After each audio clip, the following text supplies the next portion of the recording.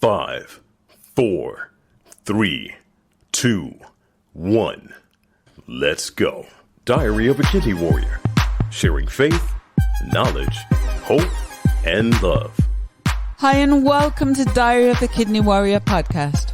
My name is Dee Moore and I am a stage 4 kidney warrior. This podcast is dedicated to encourage, educate and inspire as we explore all aspects of kidney disease, chronic illnesses and health. If you have any questions or ideas for future topics you would like me to cover, please do get in touch with me on Instagram, Facebook and Twitter using the handle Diary of a Kidney Warrior.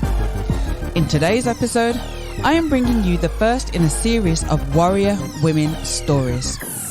Now, there's always something you can learn from someone's story, something that can bring inspiration and hope. My guest today is the amazing Deborah Duval. Deborah is the managing editor of Kidney Matters magazine and lead in the Kidney Kitchen at Kidney Care UK. Deborah is a double kidney and pancreas recipient and lives a full and busy life. Deborah credits her good health to eating well, exercising, understanding medication, and managing stress. Hi and welcome to Diary of a Kidney Warrior, the podcast. How are you doing today? I'm doing very well, Dee, and thank you very much for asking me to join you. I feel quite honoured. The honour and pleasure is all mine. Now, as an editor and writer, you're probably most used to asking the question, so how does it feel to be on the other side and being interviewed?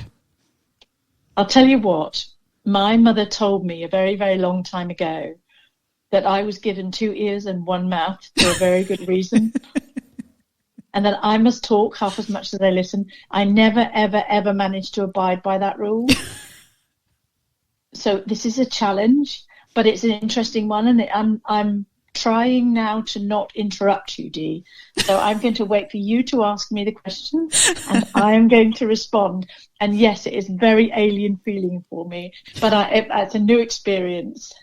Well, hopefully we'll make it as comfortable and as natural for you as possible. So I'm going to kick off with my first question, which is, how did your kidney warrior journey begin and how were you diagnosed? Okay, so I was diagnosed with type 1 diabetes when I was 11. And back then, because we are talking at the back end of the 60s then, so it was a very long time ago, diabetes wasn't as identified as it is now. So there may have been many, many people walking around with diabetes, but it wasn't diagnosed. And so I was actually the only person in my school, a school of 600 children, who had the knowledge that she had diabetes. And so it was quite an isolating experience, and my diabetes was brittle, which means it was very difficult to control. So I had constant high blood sugars and low blood sugars. It was very difficult for me to maintain a normal blood sugar. So diabetes causes a lot of nerve damage in the body. So it can damage your eyes. You can get a thing called diabetic retinopathy, have eye damage in your stomach, which is gastroparesis, and your kidneys can be damaged, and that is diabetic nephropathy. So the kidneys cease to function. And that was diagnosed when I was married in my late 20s, and my husband and I were trying for a child, trying to have a baby, and we wondered why we weren't getting pregnant. And blood was identified in my urine in a test by my gynecologist, and he said, I'm going to refer you to a kidney specialist because I think there's something wrong with your kidneys. I don't think this is to do with your diabetes. And I went to a kidney specialist, and literally within weeks I was diagnosed with kidney failure. Now, I managed to stave dialysis off for a couple of years by just exercising and trying to watch what I was eating, and I was drinking lots of water to try and combat that. But because I had out of control diabetes, it was very difficult for me to stick to a kidney friendly diet. And so by the time I was 32, I was dialyzing, and that's how it all started. So it's quite a long leap from being diagnosed with diabetes at 11 to kidney failure at, I think I was 31, just coming up for my 32nd birthday. And I was actually dialyzing. So diagnosed at 28, dialysis by 31. Yeah, that's how it all started. So one condition then caused another, and then, it kind of snowballed from there. So in terms of all the things that you were having to deal with and cope with, and as you mentioned, you said that you were trying for a family and that had interrupted that.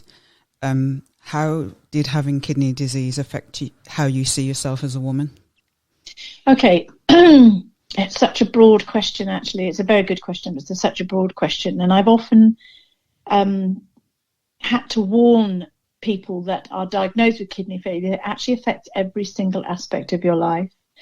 So for me, as a woman newly married and really hoping to get quite a career ahead of herself, everything stopped because I was suddenly very, very ill, and all of my plans changed. So the immediate changes were financial, because I couldn't work full time anymore. I had to become part-time, but it did mean that I could study for my qualifications to write. And so I managed to get a better grasp, if you like, of the English language, which has set me up subsequently as a writer. It changed my body physically, because I was dialyzing via a method called peritoneal dialysis at that stage. And that is where you have a plastic tube into your peritoneum through your stomach wall, and you're pouring 1.5 liters of a glucose solution into your body 4 times a day. And then, so you drain out the dirty solution, if you like, and then you pour a clean solution in. And then via a process of what is called osmosis, that sugary solution draws all the impurities in your body into it, and you flush it out and you put a new bag in. And so for a very small person, and I'm not a very large person, my frame is quite small, to be carrying around this 1.5 liters of sugary fluid in my peritoneum, 2 things happened. Number one, I looked pregnant. So a lot of people thought I was pregnant, which was quite a painful thing to deal with. And number 2, I just became very, very ill, and I had no energy. And that form of dialysis didn't really suit me. It knocked my diabetes even further out of kilter. As you can imagine, infusing all of that glucose solution into a diabetic body, not a great idea. The 2 diets made me lose my appetite, actually, because I just couldn't work out what to eat or what I could eat. So it changed my prospects as a career woman. It changed my potential as a mother. It changed the way I look. Really changed my looks dramatically. It changed how I saw my future planning out. I had always imagined I would be a mother knocking around in an old farmhouse with loads of kids and Wellington boots everywhere. And that was just suddenly off.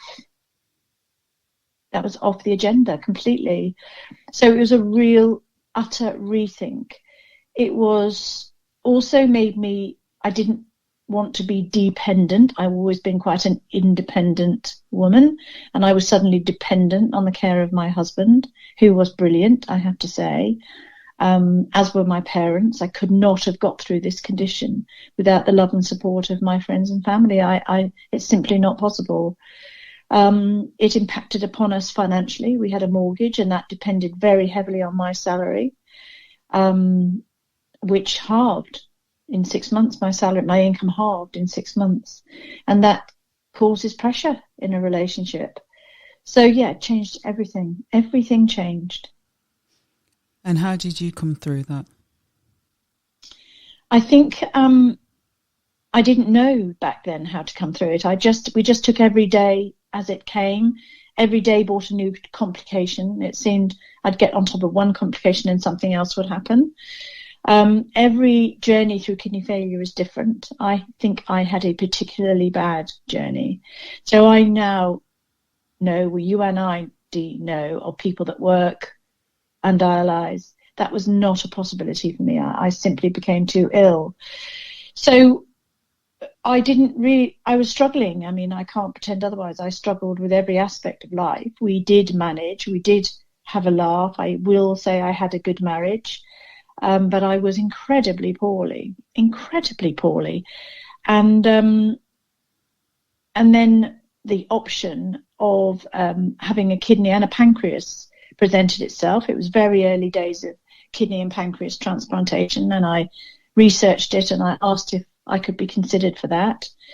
And I have to say, within months of me losing my life altogether, I was offered that transplant in October 1994.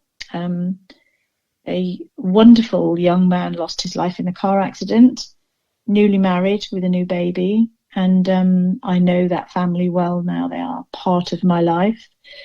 But his young wife said yes to organ donation in October 1994, and I received a kidney and pancreas, and my life changed overnight. I remember coming around in intensive care, and I can honestly say it was like someone had switched the sun on inside of me. I've always described it like that. It's like there was suddenly light inside of me, and I had moisture in my eyes, and I didn't have that horrible taste in my mouth, and my skin was healing up because it was breaking before. My skin was splitting open. It was all healing. My hair was growing. I was hungry. I wanted to eat something, and my life changed in early October 1994. And I had got so poorly, it did take me about a year to fully recover from that operation. I was actually in a wheelchair just before I had the operation. I had no strength in my legs anymore.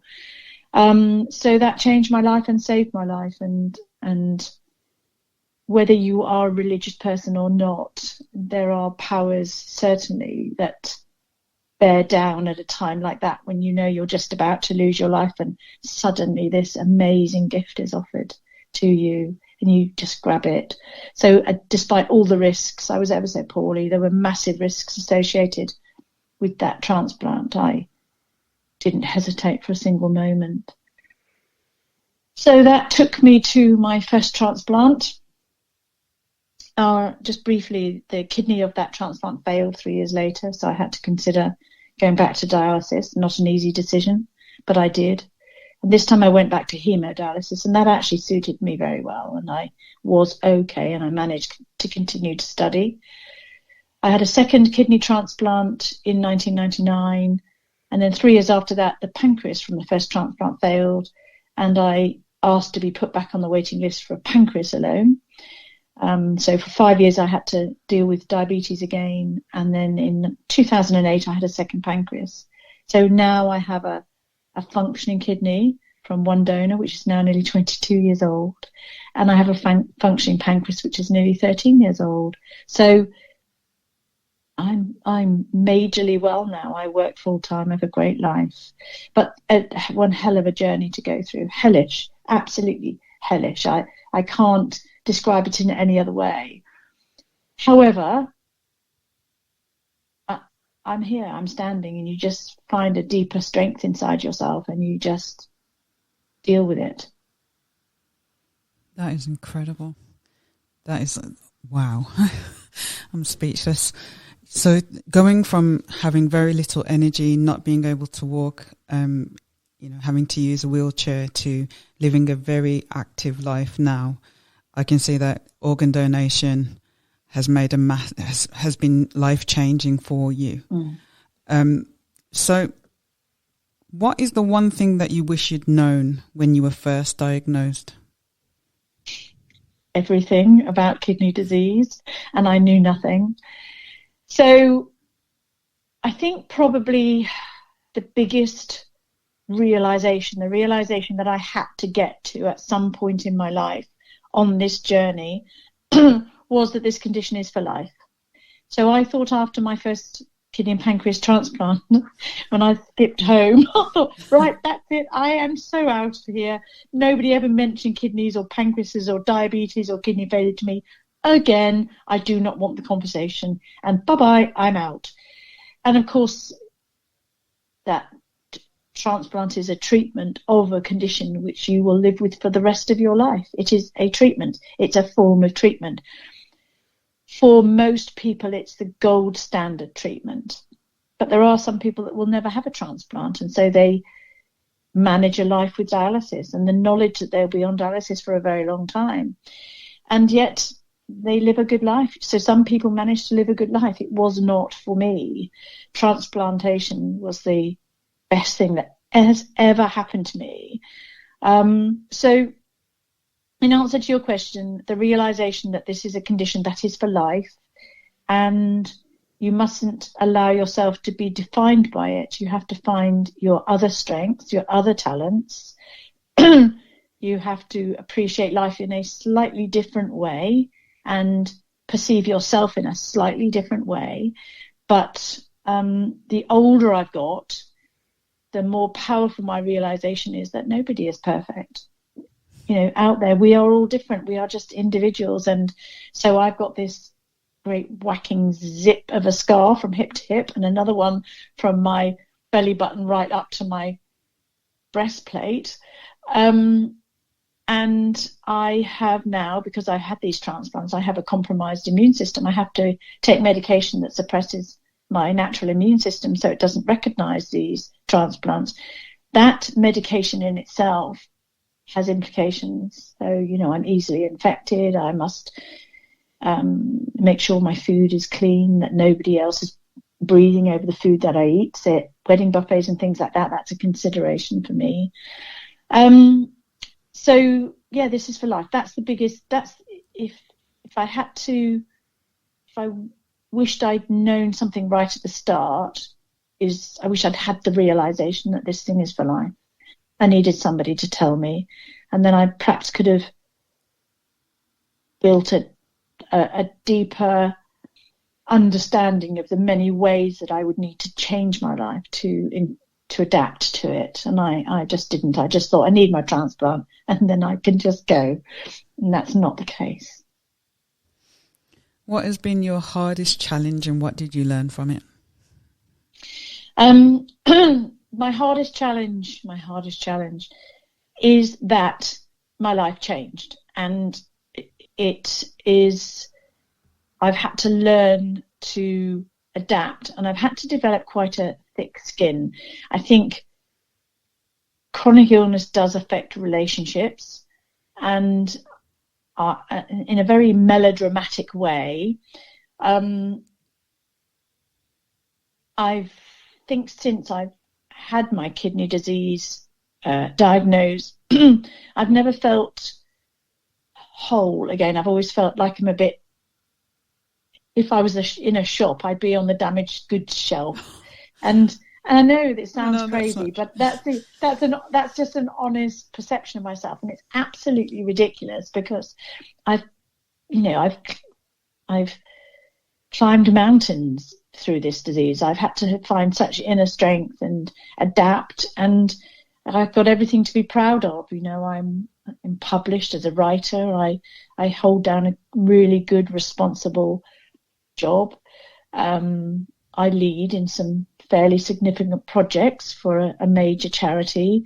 So I have no reason to feel like that, but that is honestly sort of what happens. It does, or it can knock you sideways. And so your perception of self is altered and slightly diminished.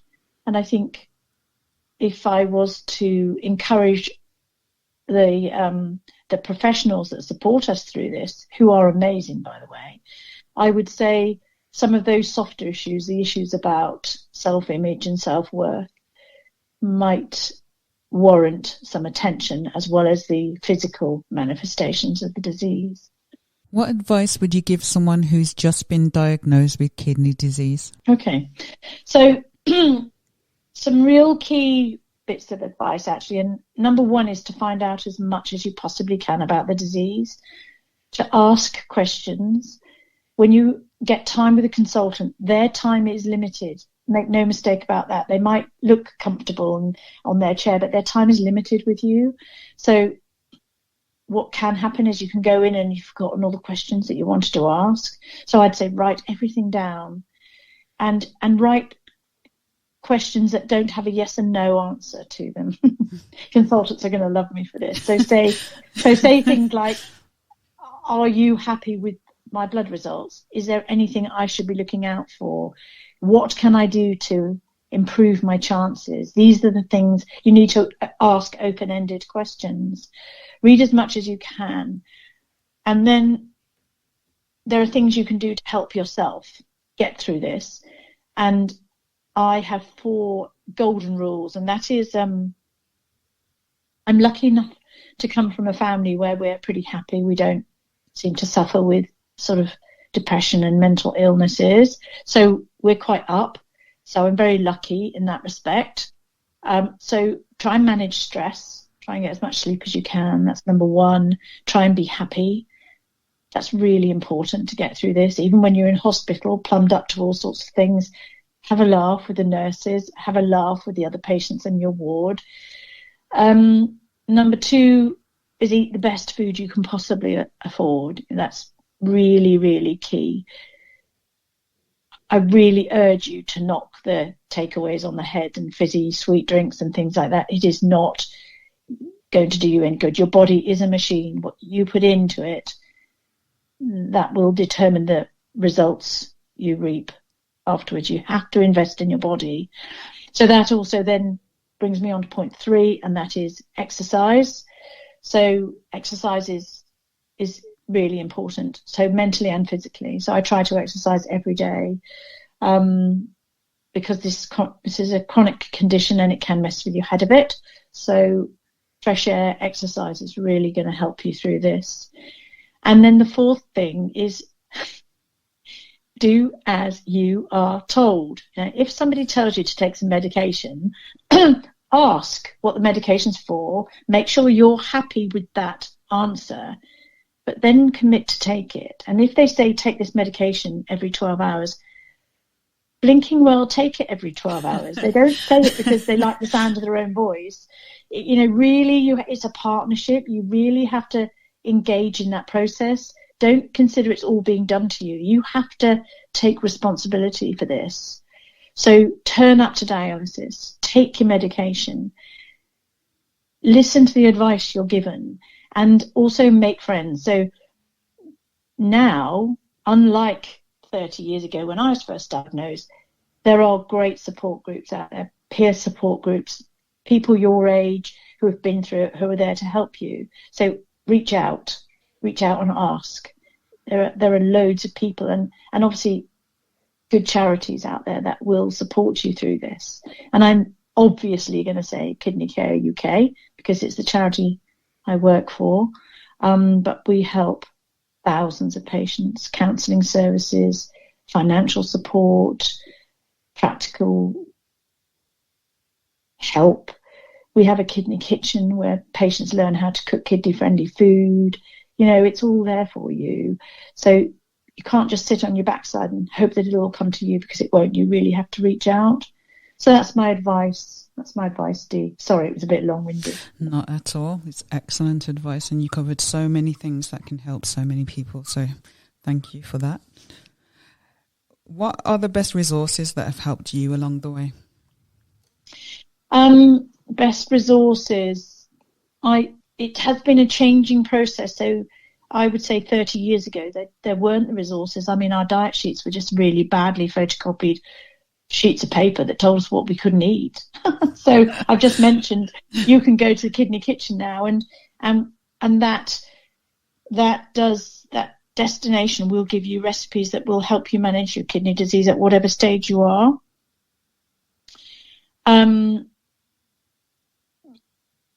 Tapping into one of the main charities. If you have polycystic kidney disease, go to the polycystic kidney disease support line. But one of the umbrella organisations, Kidney Care UK, will have information on every form of kidney disease there is. So you will not be able to say anything to us that we haven't heard before. And by definition, I am a patient. So we have got patients working in the charity, as well as people who are hugely professional in their field, counsellors, advocacy officers to help you navigate the benefit system. And so reach out and tap into those resources. Don't be afraid to pick up the phone and ask your renal unit. Again, there's nothing that you can ask that they haven't heard about. And do not be embarrassed to ask about anything that is happening to your body. Someone else has been through it. As embarrassed or horrible as it may seem to you, you're just a body to the medical profession, which needs to be fixed. So speak up, ask. And if you're not happy with the answer, say you're not happy with the answer and you don't understand, and keep going until you do understand. So greatest resources, other patients, good charities, your medical support team at the hospital. What are common myths about kidney disease that you want to debunk? Well, I think I probably alluded to the greatest myth, and that is when you get a transplant, you're no longer a kidney patient. You are always a kidney patient. And a kidney transplant, is one form of treatment of kidney disease, but it doesn't conquer it. It is a treatment. And some transplants, as I've just demonstrated, will last a short time, unfortunately. Some will go on for 40. We've just celebrated this year the first 50-year-old kidney transplant. Well, I mean, that must have been stitched in with catgut, for God's sake. Just like that was real primitive stuff. But isn't that amazing? You're not 50, no. So that was before you were even born. Wow. And that is amazing. So the technology is getting better, but transplantation is not a cure. You are still a kidney patient. You are still vulnerable. You still have to take medication. The moment you stop taking medication, you are jeopardizing your transplant. In fact, you're determining its demise. What are the other myths that we can debunk? That if you have a living donor, that living donor will have a compromised quality of life. That's not the case. They get a medical checkup every year after they've donated a kidney. So anything that might have gone unnoticed will be noticed now. You cannot donate a kidney unless you are 100% fit. And the emotional satisfaction, I can only imagine this because I've spoken to my parents about it, both of whom want to donate to me. The emotional satisfaction of saving someone in your family's life by just the simple act of giving them a kidney is huge. That's what people want. People who love you, that's what they want to do. So yeah, that's a huge myth that needs to be debunked. Yeah, I think they're the two ones that that you are cured after transplant. You're not, but you have a great quality of life. And number two, that you're somehow reducing your health or your quality of life if you donate a kidney. You will not be allowed to donate a kidney unless you're 100% fit. And from here on in, you get a yearly health check. So it is one of the most wonderful things one human being can do for another. What question do you wish I had asked you? I think possibly we've slightly alluded to it, and that is the softer issues, the issues of body image and how relationships change. So all I can say is from my own experience, I went from quite an out there person, very much on a career path, very much had a clear vision of where I was going with my career, and it was all taken away from me, really, one diagnosis, and I had to rethink everything, and that includes my relationships. So I think I wish, or I would suggest that when people talk about kidney failure or any chronic illness, they address the issue of changing relationships, because you can go from being one person to quite a frightened, vulnerable person in the beat of a heart. It's just that quick. 1 minute you walk into a hospital with one perception of yourself, and you walk out of the hospital having had the diagnosis with a completely different perception. And it's a very frightening time, and I don't know that many people address that.